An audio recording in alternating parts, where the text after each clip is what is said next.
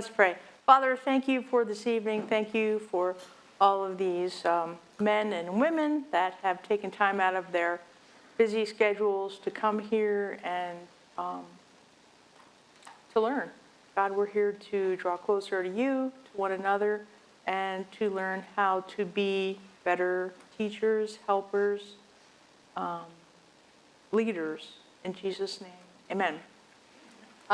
If you missed this morning's sermon, I encourage you to go back and watch it on Facebook or on YouTube.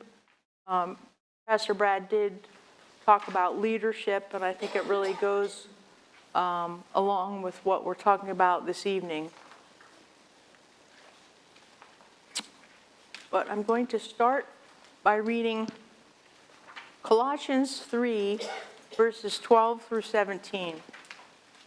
Since God chose you to be the holy people he loves, you must clothe yourselves with tender-hearted mercy, kindness, humility, gentleness, and patience. Make allowance for each other's faults and forgive anyone who offends you. Remember, the Lord forgave you, so you must forgive others. Above all, clothe yourselves with love, which binds us all together in perfect harmony. And let the peace that comes from Christ rule in your hearts. For as members of one body, you are called to live in peace and always be thankful. Let the message about Christ in all its richness fill your lives.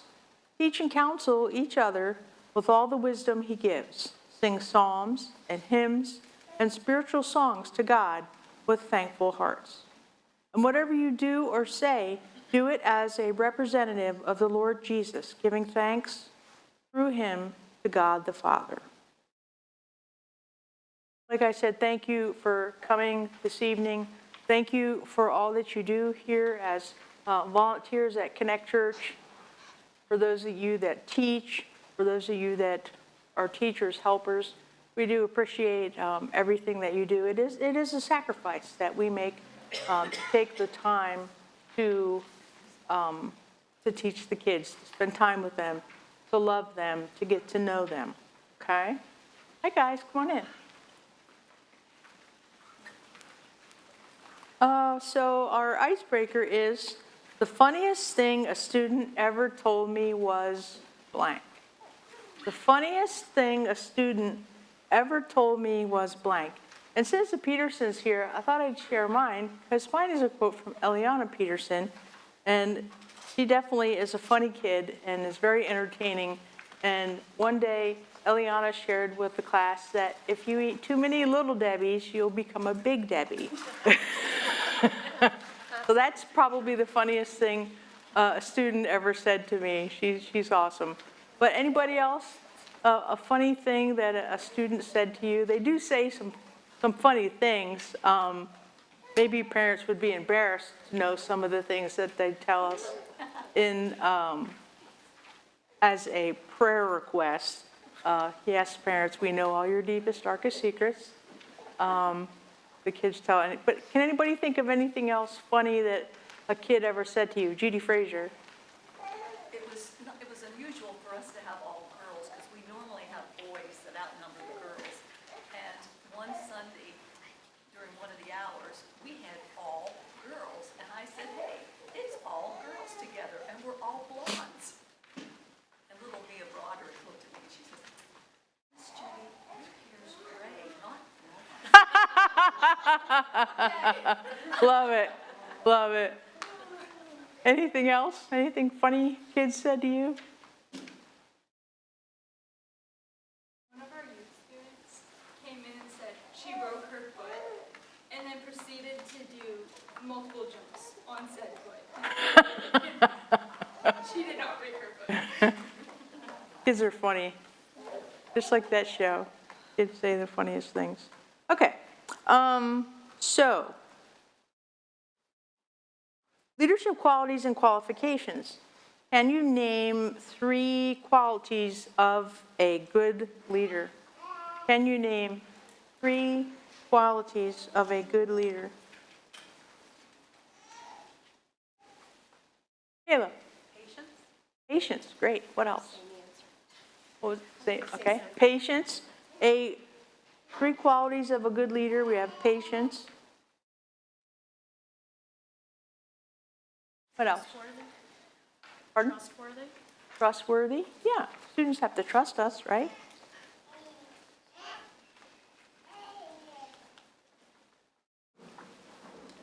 Brad, could you do me a favor, please? Grab the paperwork on my desk, pretty please. Thank you. What else? Good example. Pardon? Good example. Yes, that's great. It's important that we are a good example, and we're going to talk more about that later. Kind, loving. Loving, kind.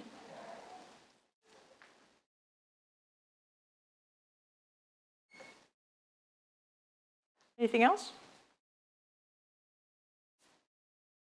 Are there any qualities that you can think of that make you a good teacher? It'd be experience, right? Can you remember the first day that you taught? A little bit scary. Kids can be intimidating. In our head, not in real life, right? When we get with them, we have a good time. But we're just we can be intimidated. Anything else? Can you name 3 leader qualifications? I'm not sure which. That's fine, thank you. Do you want this or do you want this? Everything. Thanks. 3 leader qualifications.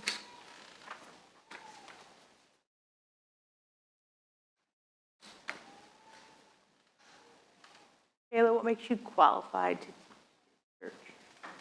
Yeah. I like to relate to kids, so I like to talk to them and bring the Bible to them in like layman's terms.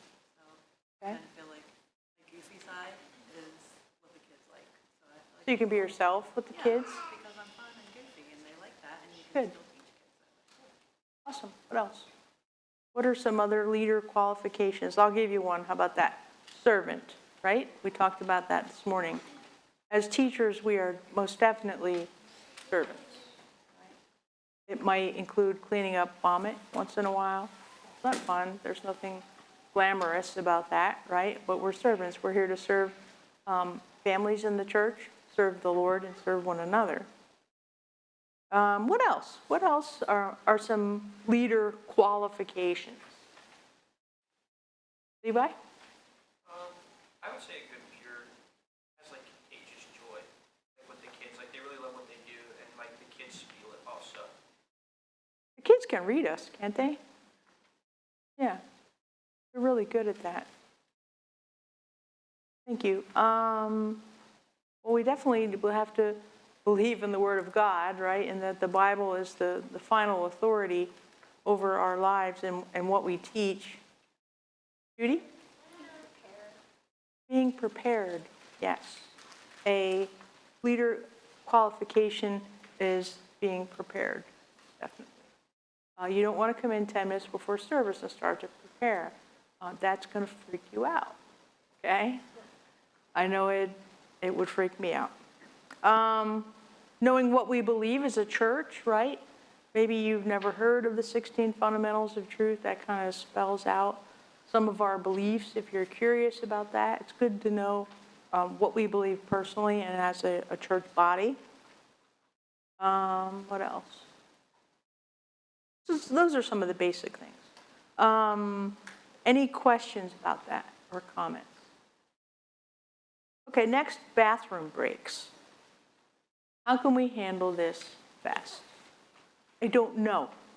And so I thought we could put our brains together and come up with a plan.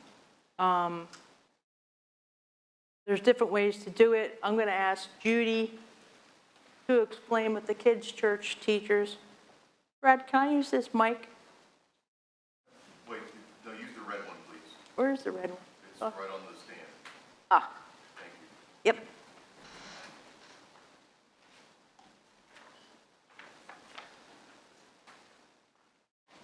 Those of you that don't know, Judy's with our pre-K kiddos. explain your I'm the bathroom big kid. policy? Okay, this goes back, originated this back in about 2007. Sorry. We That's all. originated this back in 2017 and then updated again in 2023 when we changed our age difference. But the main thing that I learned when I was doing, searching the legal counsel with the Assemblies of God and the way different church organizations operated was, first of all, there has to be two people at all times with the child in the classroom and when they go to need the bathroom. It became easier for us that if one child needs the restroom, we take them all so that there are two people in that bathroom. Now, if one of the fathers are present, then they stay outside.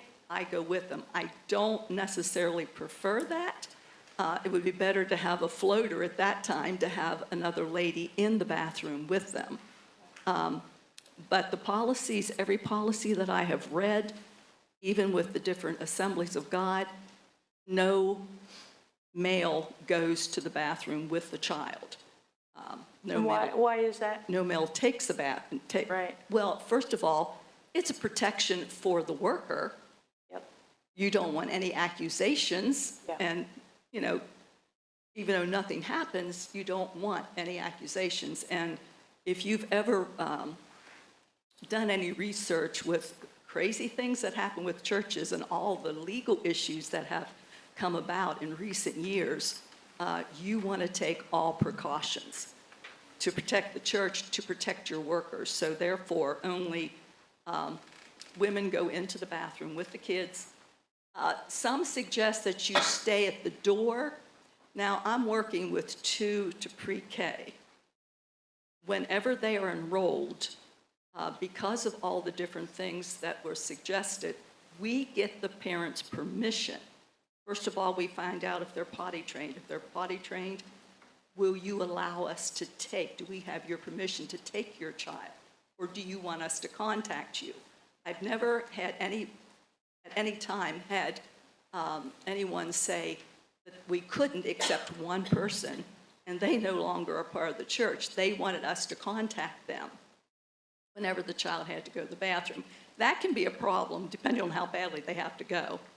Secondly, with our age groups, we usually go in with them and instead of trying to have the door open, because you have that various age group, and some are trying to get to the door real quick when they're done, and they want to go out the door. So unless you have someone standing there, yeah, it's better to have the door shut.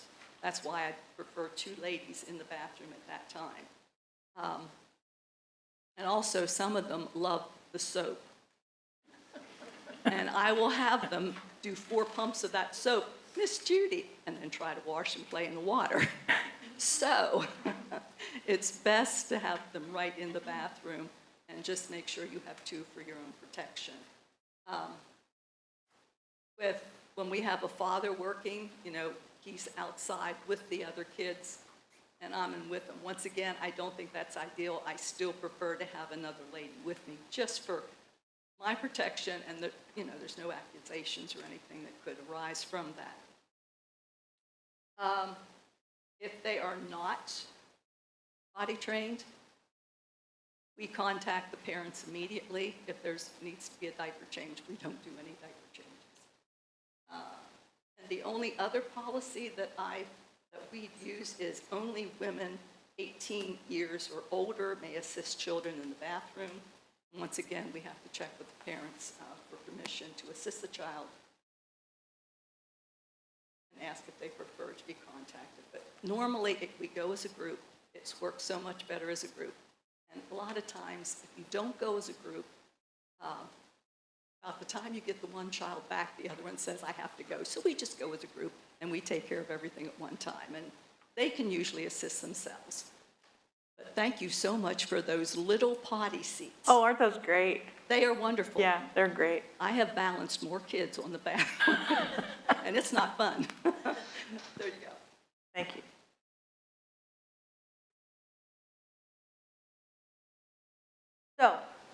as a group, let's decide what do we want to do about bathroom breaks.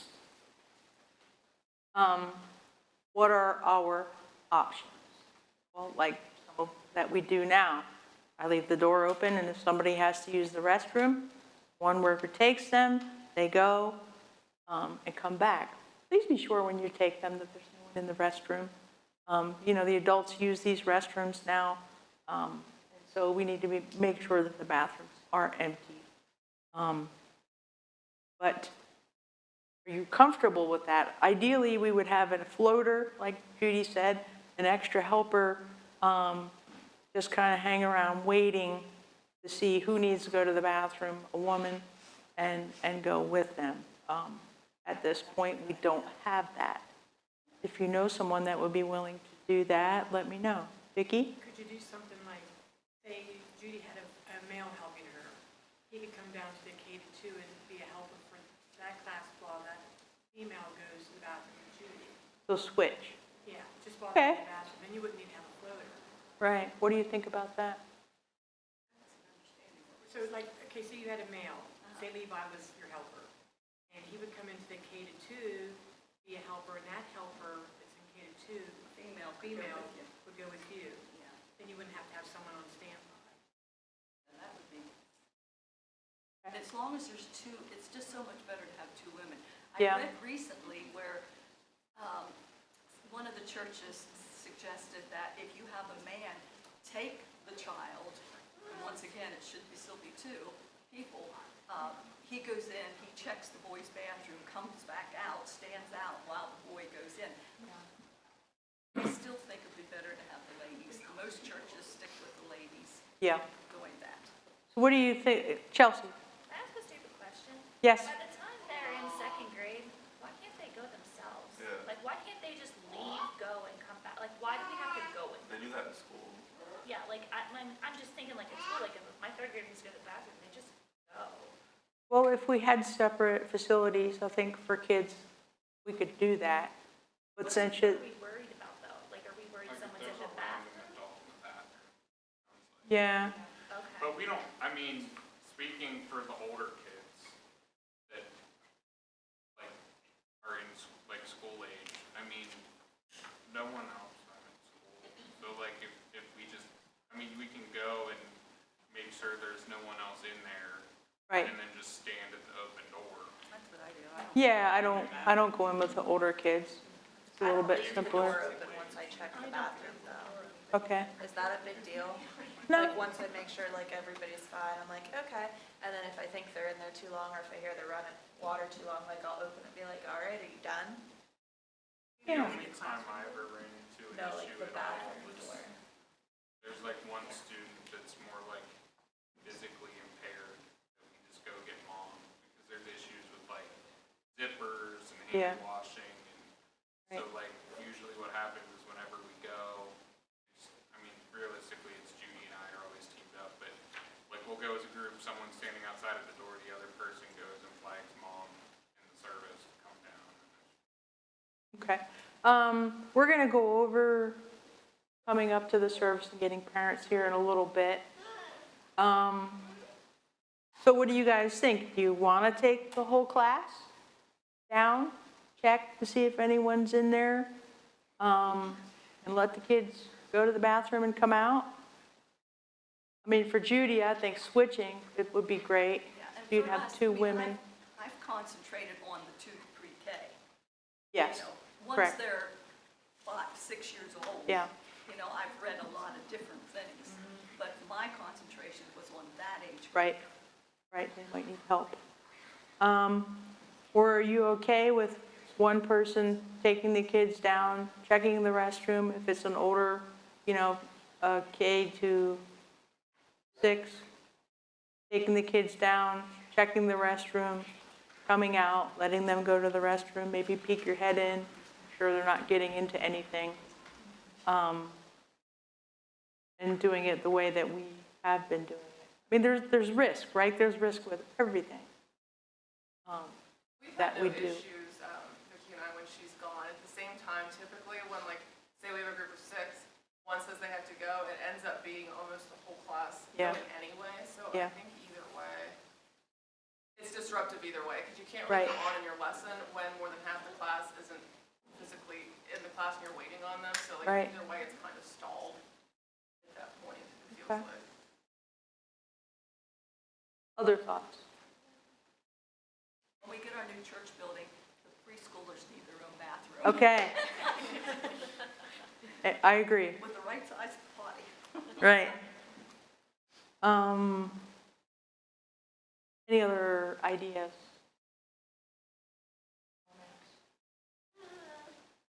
It's a gray area, right? We do our best with what we have.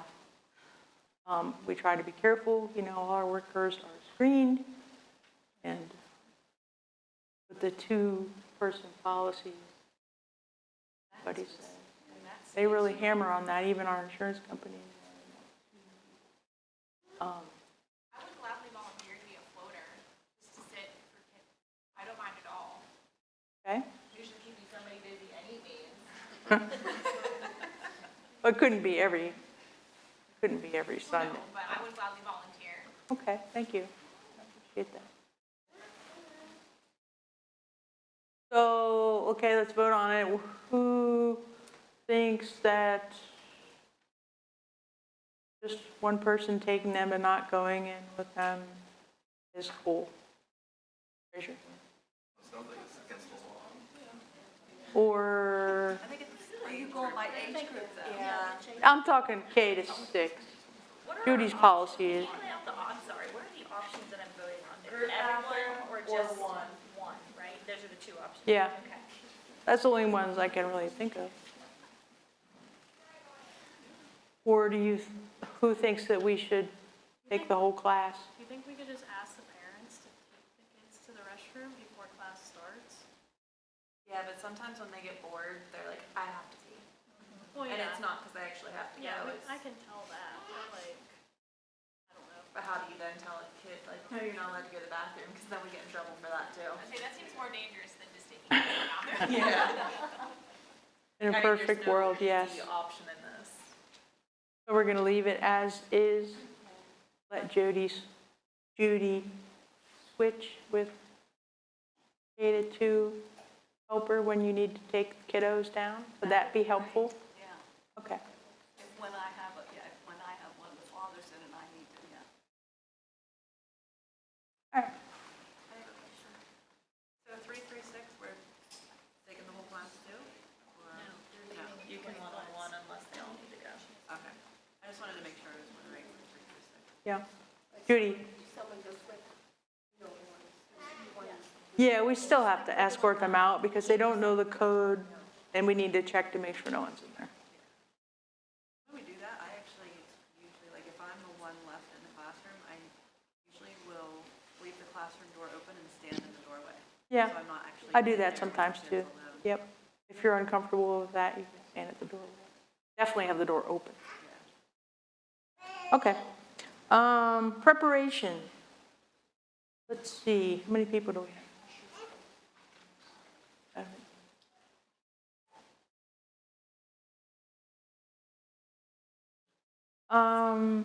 The next one we're going to do in groups. If you want to gather in groups of maybe 4, it could even be just in your row. If that works out. And what I would like you to do, let me read the scripture first, or while you're doing that. Do your best to present yourself to God as one approved, a worker who does not need to be ashamed and who correctly handles the word of truth. And so we're on the preparation section of your handout. How do you prepare a lesson? And so I want you to get in a group and share with one another how you prepare for a lesson. And then I'll give you 5 minutes. And then at the end of that, each group will have a spokesperson, and they will share something that you learned as a group, something new. Okay? There's some possible questions for discussion there. If you're not sure what to talk about, those are just suggestions. And then there's 2 lines down at the bottom here if you want to write your answer there for your group. And then the person, whoever is the lucky one, can come up and share with the group those things. Does that make sense? Okay. Go ahead, you've got 5 minutes.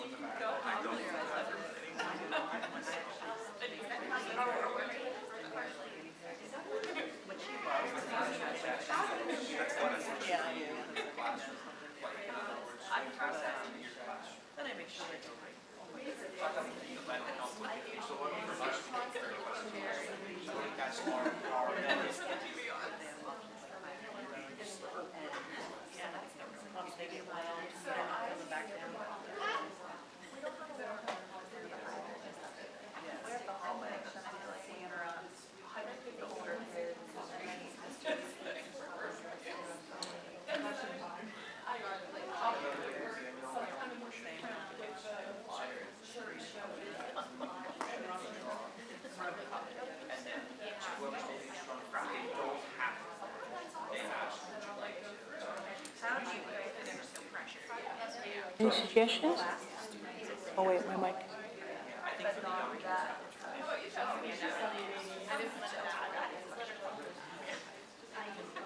I need to pause it.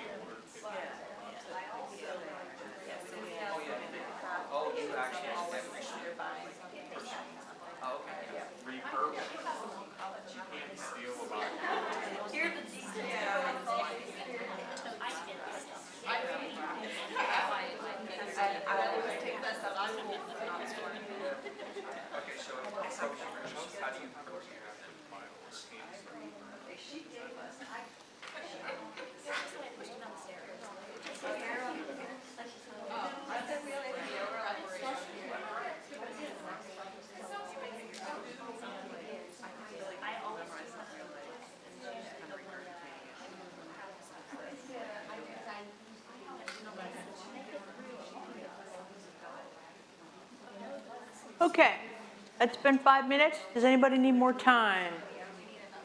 Another minute. Okay, got 1 more minute.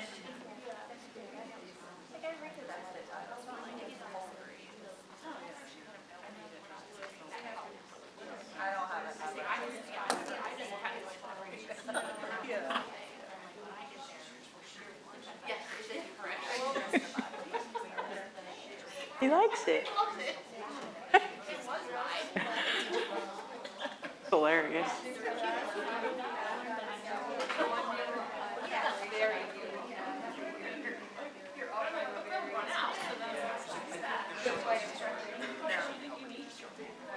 Okay. I'm going to give you the microphone, so whenever you're ready, which group is ready? You guys ready? Who's your speaker? Marley. First we have Marley. Thank you, Marley. I'm just the helper, so I said I'd present. So we did, how do you pray for your students? And we said, well, it depends on what's laid on our heart. We are rotating teachers and helpers, so we don't always know everything going on. But Jalen also added that she prays a lot for the kids' parents, so that they're able to continue to dive in with their children more on this. How do we prepare, print, and prep? What resources do you add? Games and crafts. The only thing I said with that is I really wish when we get this new curriculum, like if we can throw it into an AI bot or something and like see what all supplies are needed so that we can stock the cabinet better. Okay. Because like there's sometimes like we try to go to the cabinet and what we needed wasn't there. Or you realize like the week before like, oh, I don't have that, but it's not enough time to like get it to you. And so like we're making dollar store runs or like I go through school stuff. And so like having a better stocked for, because like they ask for some weird stuff sometimes. And so DG doesn't always have it. Right. And we read the Bible lesson. It's not that it's a cold read, but it's just to make sure everything is correct in it. Okay. Thank you.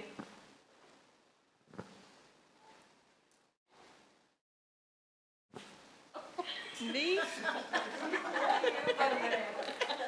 Judy. Okay, Miranda, go ahead. Okay. So how do we pray for our students? We kind of pray like, we'll go through each of the students' name and pray something about it with them or like for them. How do we prepare? Study, pray, research, and practice. What resources do we add to the lessons? We have Hamilton the Hedgehog. We have video review. We do memory games, crafts, bingo, stuff that like repetitive of the lesson so the kids are taking in and learning. Okay. Do you read, memorize, or do something else? We'll read a little portion out of the Bible, like a Bible verse, straight out of the Bible so they know where the verse is coming from. But we also, you kind of can't just sit there and read with our age group because they get bored really easy. So we don't just read, we also, like I said, we have like the video and other stuff that deals with the specific topic and lesson that we're teaching. What's the attention span of a student? 1 minute for every year of age. Yes. That's a challenge. Yeah. Yeah, we didn't get the last part. Okay, that's fine. Thanks, Miranda.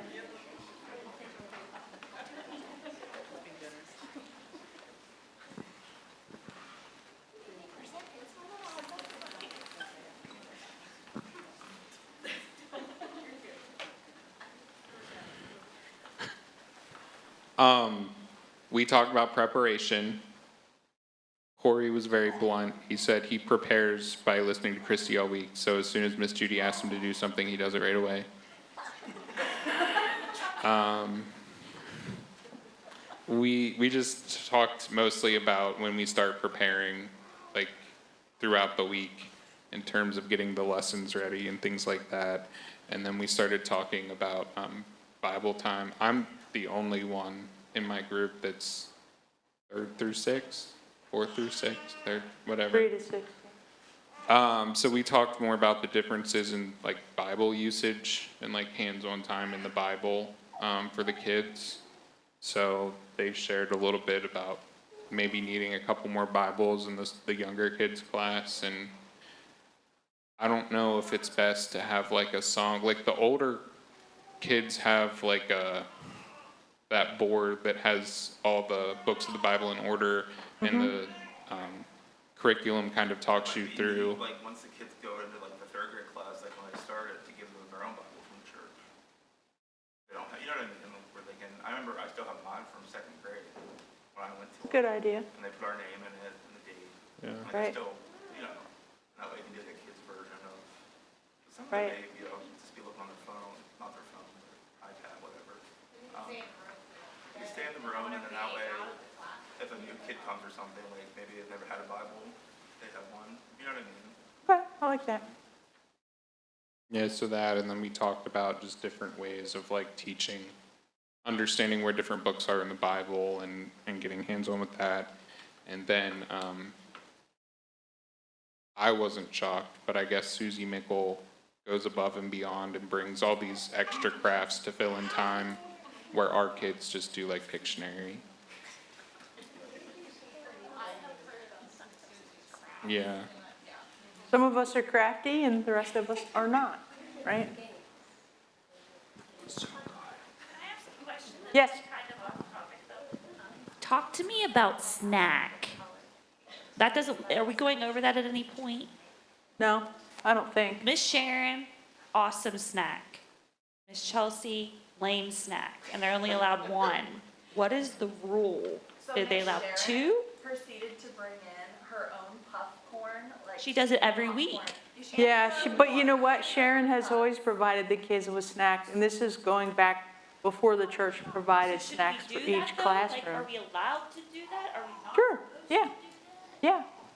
For my last class, since it was my last day with some of the kids, I came in early and baked cookies, and then we did it with Christy's class, and I iced them and let the kids put sprinkles on. I mean, little things like that are kind of fun.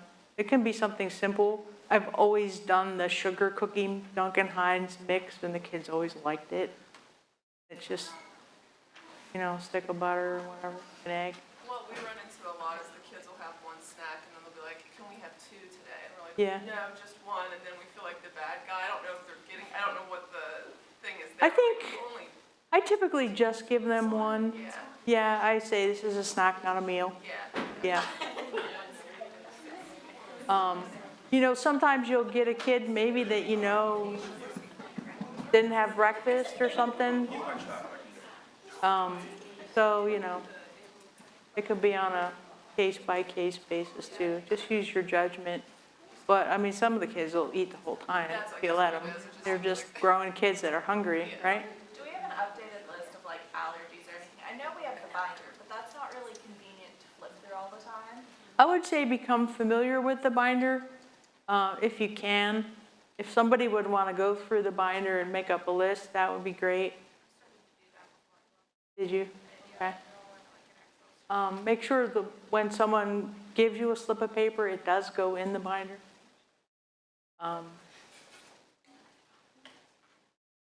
Anything else? Did I get, you guys go? No, but I was supposed to present. I'll just quietly kind of yell, honey, I'd like to vote in.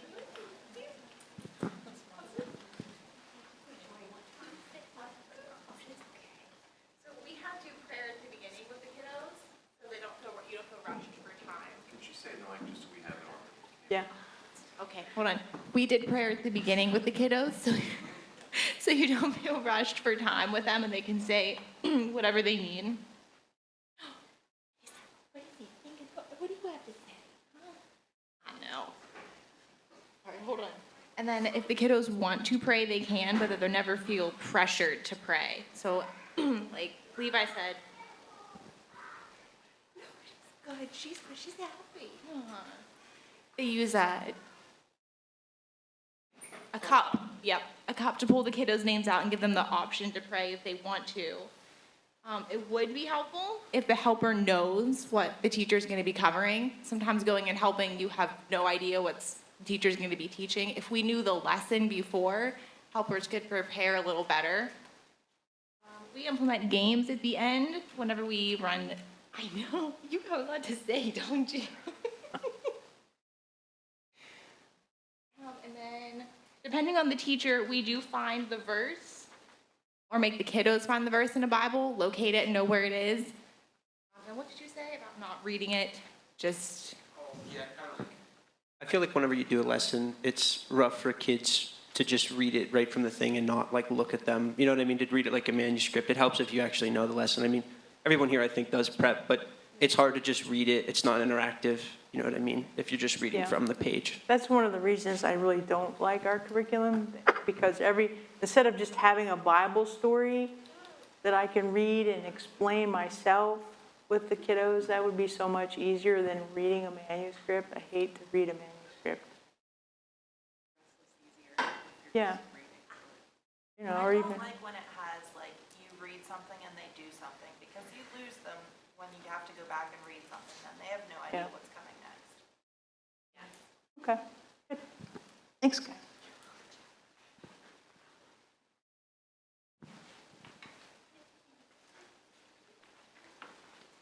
Okay, moving on.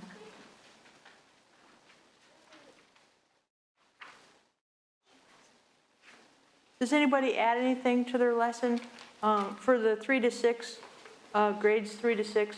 I did add a few things in there. I don't know if you looked through the whole thing or not, but I did make sure I copied like a coloring page, activity page.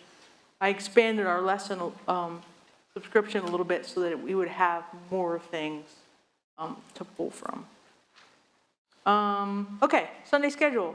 Why is following a schedule important? How about we start with this? Do you follow a schedule when you teach? You do it in a certain order. Judy says yes. Christy says yes. Chelsea, yes. For the most part, right? Why is that important? For the preschoolers, it's not a surprise. They want, it's consistency, and they know exactly what's gonna happen, when it's gonna happen. So it's a routine, right? Kids do well in a routine, right? Okay. You have 2 copies of schedules. You have a copy of mine and you have a copy of Judy's. Mine says Foundations of Faith, and then Judy says Sunday Kids Program Schedule. I use the I can't remember what it's called. It's the blessings, try blessings. It's from the Assemblies of God. Okay. These are just for you to have. Maybe you'd get an idea. Maybe you think that's stupid. This is the way my brain works. And if I don't have it all written out in order and the title in all caps and bold, then my brain will explode. So that's just how I think. And then each month when I teach, I go through and just refill everything in for that week. Okay? Let's face it, there's always going to be things that we scrap, right? And you'll see next to some of my things, it'll say no. That's usually because I don't like what's in the lesson and I think it's stupid, and so I omit it. Yes, you're allowed to do that. Because sometimes it doesn't even make sense. I'm not super crafty, so that's a challenge for me. Any questions? Yes, following a schedule, I think we all agree is important. Okay. Tweaking a schedule, like I said, yeah, that's fine. You may know in a certain service that you have a certain student that can't do an activity that's out of their seat, or they'll wreck your whole class, right? It happens. And so you're going to tweak your activities. If you look at the back of my paper, I always have extra games. Okay, if Pastor Brad is preaching, I know I'm going to need extra stuff. Okay, if Rob is preaching, I'll have stuff left over, right? And so I always have something that I can say, oh, okay, well, let's do this. Okay, yes, you can use the big room. If you make some noise, it's okay. They're kids. They can make noise. All right? Okay. Any questions about schedules? How do we respond to emergencies? Well, we stay calm, assess the situation, call 911 if necessary, alert a safety team member. Who are the safety team members?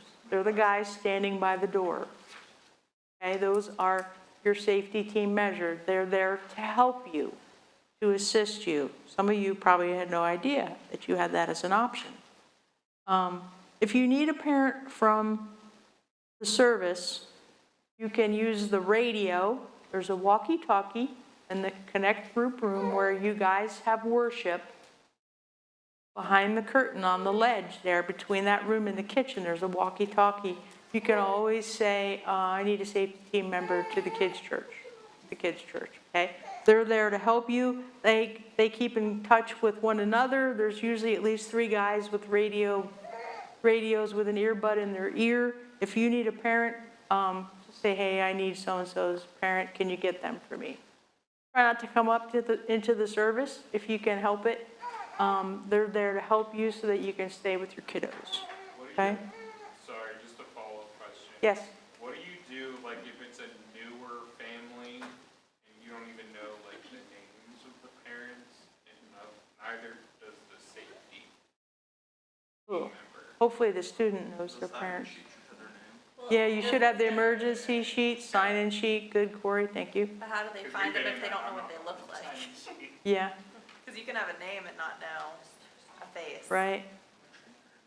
Well, you know, it's, and that's something we can talk about with safety team. If Yeah. there's someone they don't know, they can find somebody who knows, or I don't care if they interrupt me and say, hey, we need parents of, you know, and that way. Safety person bring the child up instead of the helper, if they don't know who the parent is? You mean bring a child up because of an emergency? Yeah, like we've had kids that I've brought up because they've been like crying in class and they don't want to stay anymore. And I've just brought them up to a parent. Can you give them to a safety person if we don't know who their parent is? They can bring them up instead of interrupting. No, we don't want to do that. Kayla?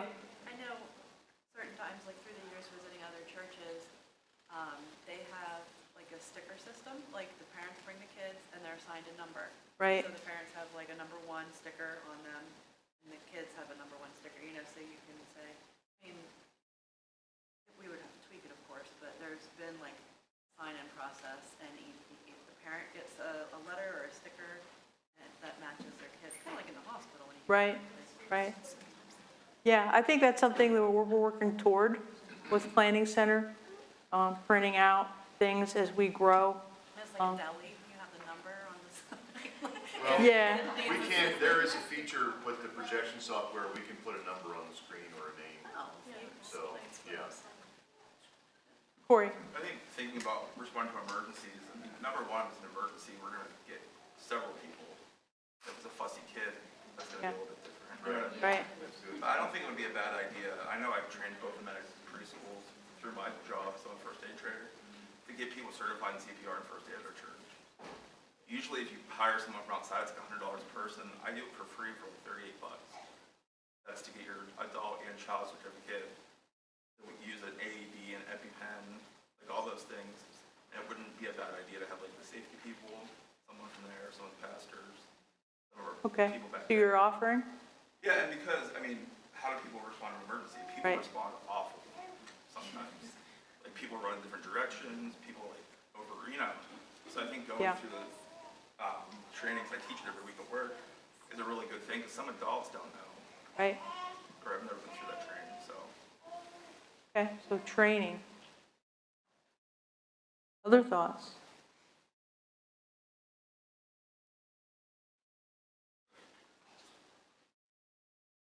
Thank you, Corey. Let's see. Call 911 if necessary, that would be in an emergency. You wouldn't really call, you would say, hey, can you call? You know where the first aid kit is located? Above the fridge.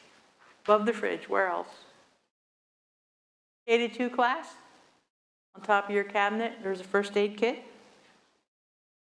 What about the AED? Do I know where that is?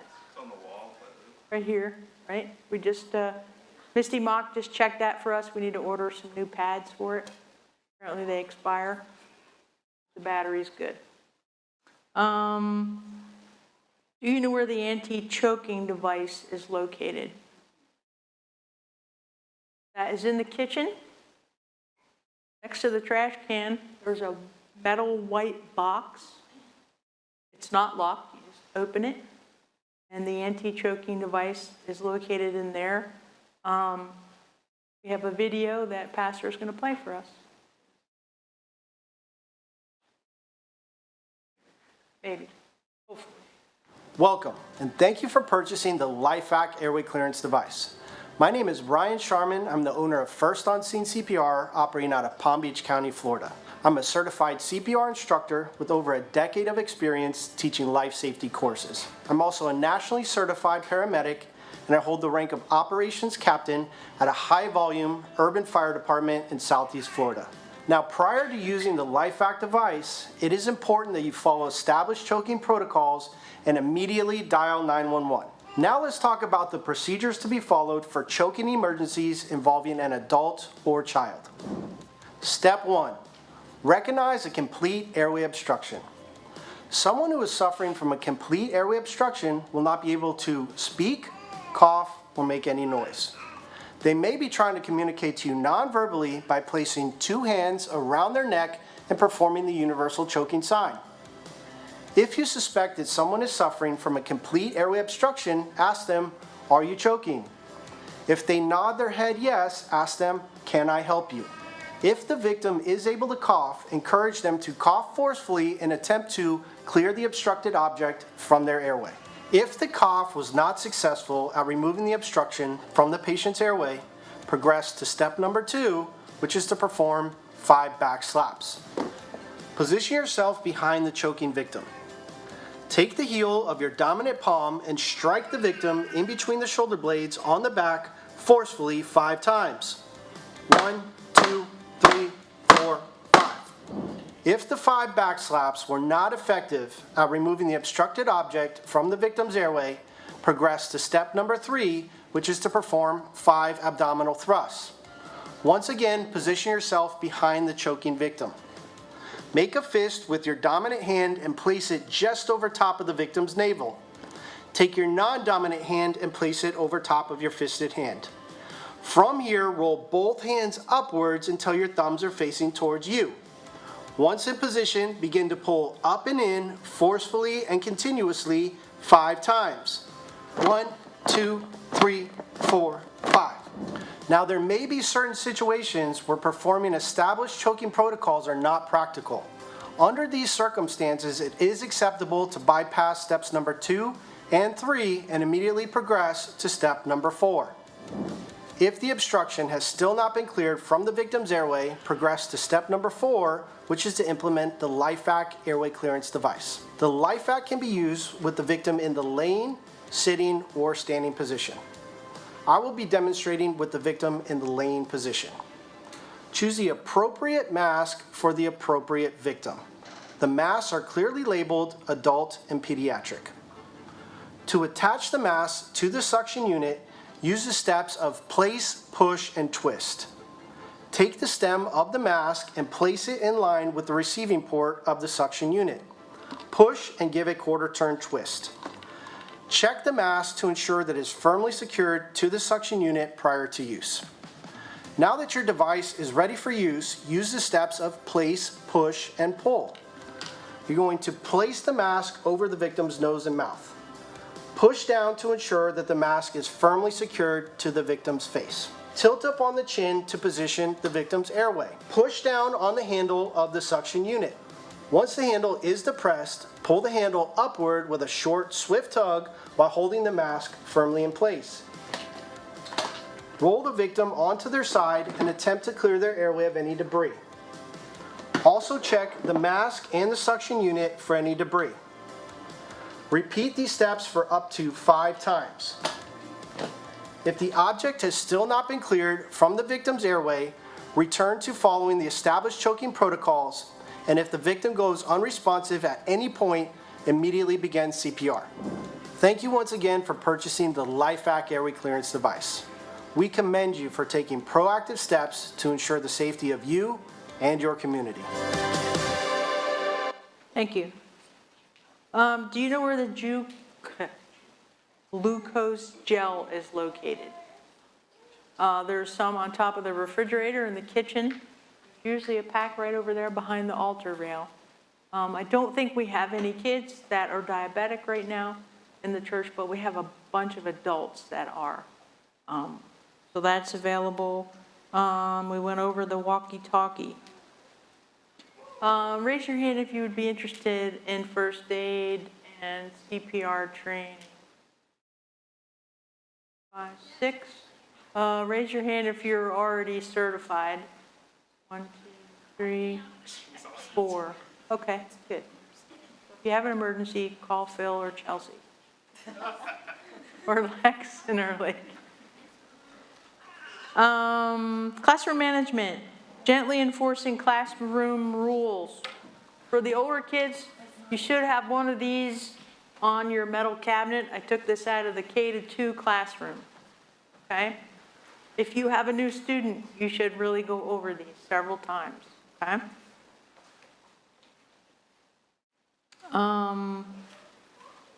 What is acceptable discipline, unacceptable discipline in the classroom? Page 5 of your child protection policy states what it is, discipline without abuse, okay? Inform children of your expectations at the beginning of class, stating the reason infractions of the rules cannot be tolerated.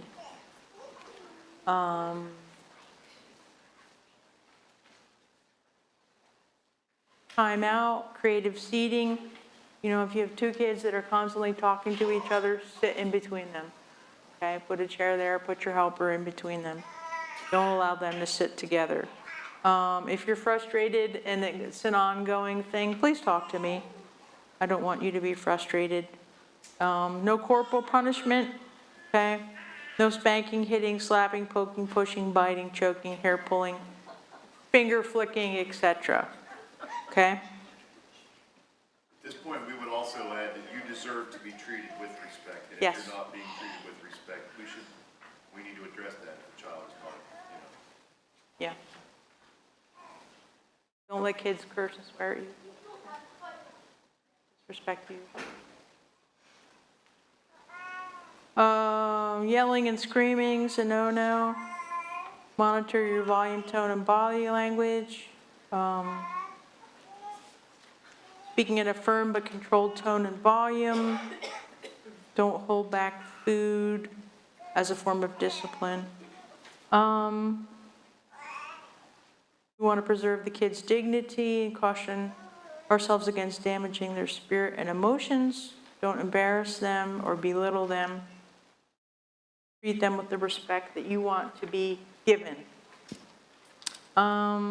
De-escalation. What are some ways you can de-escalate a situation when a student is acting out?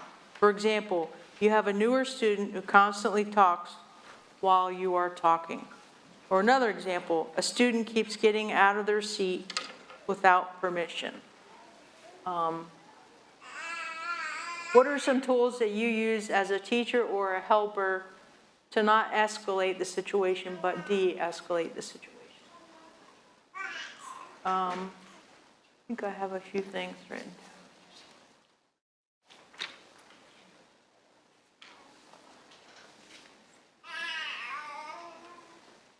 down. One thing I would do, we do have a newer student in our class that constantly talks. I've only had this student a few times, but I'll pause and go over the rules again and try to help that student see that's not appropriate behavior. I can count to 10 so I don't lose my temper. I can even whisper to them in their ear, you know, please stop doing that. Because if I yell or I raise my voice or say something in front of the whole classroom, it's not going to help, right? It's going to make it worse. It's going to give them the attention that they want, which we're trying not to do because we want to disrupt the behavior. Christy, do you have any suggestions? I'd say in our class, if there's a big talker, I like to sit near that student. What we have is there's a lot of times in our curriculum for like sharing. And so they'll share once, but then they have like a lot more they want to keep sharing. So just kind of putting the boundary that we'll share one thing and then at the end of time we'll come back to that. Or if you praise somebody else, like if people are getting called on, like, oh, I see you being really quiet, do you want to share, you know, and try to like point out the positive, what you want to see instead of, you know, the negative. right? Rewarding the positive behavior. Jalen? I know at the beginning of class, I've started to allow the kids to share just one thing about their week, because I know they come in and they're all excited and they want to talk. So Yeah. I let them do that, and then I say, kind of like, we need to pay attention to the lesson now, and after you can share some more things. Okay. And it seemed to work. Good. So- Yeah, because, some of our kids are homeschooled and they don't have a whole lot of interaction with other kids during the week. So I think that's a great idea, for some of our classrooms, for kids that just need a little bit of chit chat time. Anything else?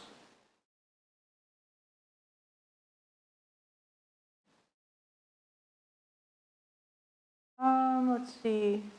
When do I need to talk to Pastor Steph about repeated behavior issues? As soon as possible. Okay. Let's see, you all have a copy of our child protection policy. If a child tells you, or you can maybe see that they're being neglected or abused physically or sexually, this is a reportable offense. And if you can look at page 1 of the child protection policy, what constitutes child abuse.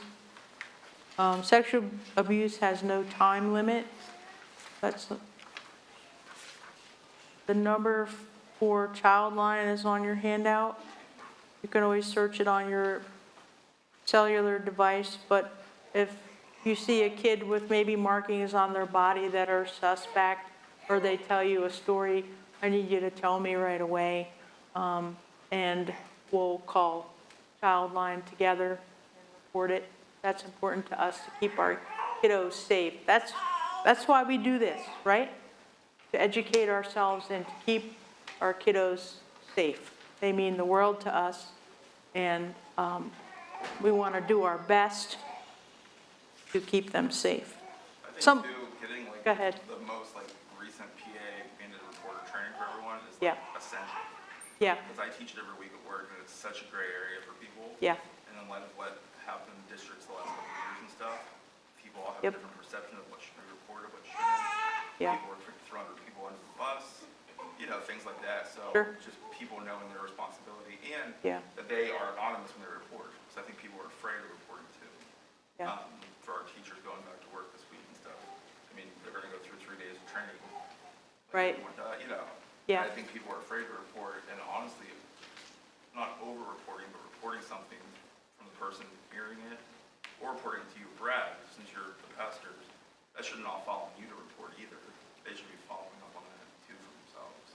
yeah. So, it's an uncomfortable topic for people too. It's very uncomfortable, and yes, mandated training, or mandated reporter training is on our list. We would like to do that maybe by this winter, after Christmas. It's something that we would like to do for you all, because there's even gray areas of who is a mandated reporter. Some of us know that we are. If I'm a pastor, I'm a mandated reporter. If you're a teacher, you're a mandated reporter, right? But what about the helpers and the teachers? From the more recent research that I've done, it would seem that we all are, because we are in contact one-on-one with a minor.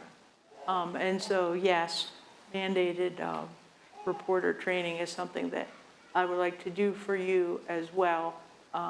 Like Corey said, to help with those gray areas. And something they'll go over too is how to ask without probing or leading questions. Right. Trying to get an answer you may want, but isn't there. When you're talking to a 4, 5, 6-year-old, Judy knows, they can say all kinds of things. Yeah. But, sometimes those things are true too, and you're just like, I don't know, Yeah. So, I mean, that's definitely, I agree.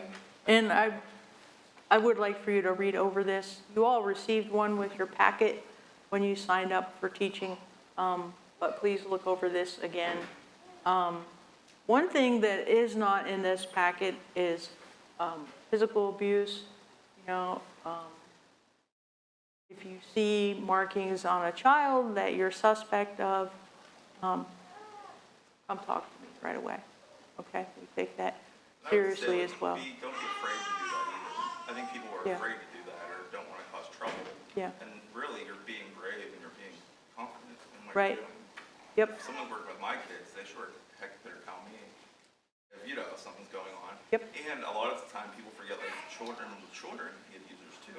yep, And you have older kids that are like fifth, sixth grade, with kids that are like one, you know, people Yeah. don't ever think of that. And those situations occur a lot more often than what people like to think of. Yeah. Because we don't want to think about the bad.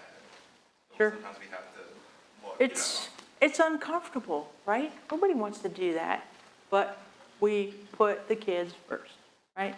We do what's best for the kids, and one of those things is, you know, occasionally we'll have to call Childline, and that's gonna make things awkward, but it is what it is. We're required by law to do it, and we love the kids, and that's why we do what's best for them, okay? Where'd I leave off?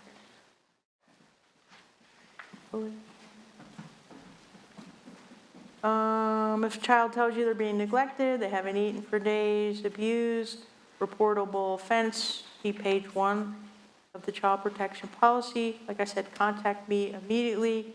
The number for Childline is there. If a child is in immediate danger, call 911. Okay, you're gonna go right past Childline, from what I understand, and 911.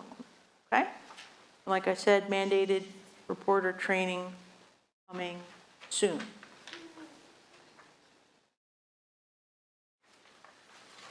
Any other questions? That was a lot, right? And there's still so much more that we need to go over, but I thought this was a good starting point for us. Thank you for taking time out of your Sunday evening. I know some of you are getting ready to go back to school, for those of you that work in the school districts, and it's a bit of a busy time in preparation for you. But thank you for coming and participating in this. Thank you for teaching. Thank you for loving on our children and keeping them safe. I hope this was helpful to you. Pastor Brad, would you close us in prayer, please? Sure. Lord, thank you for the opportunity that we have to spiritually nurture these kids. That's what this is. This is a type of pastoral ministry.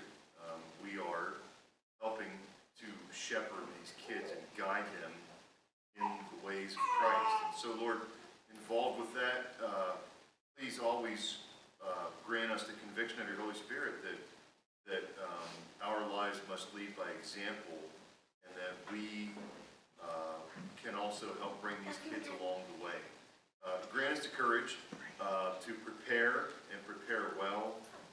Grant us the courage to teach our kids the loving truth, and grant us the courage always to look with an eye of protection toward those entrusted in our care.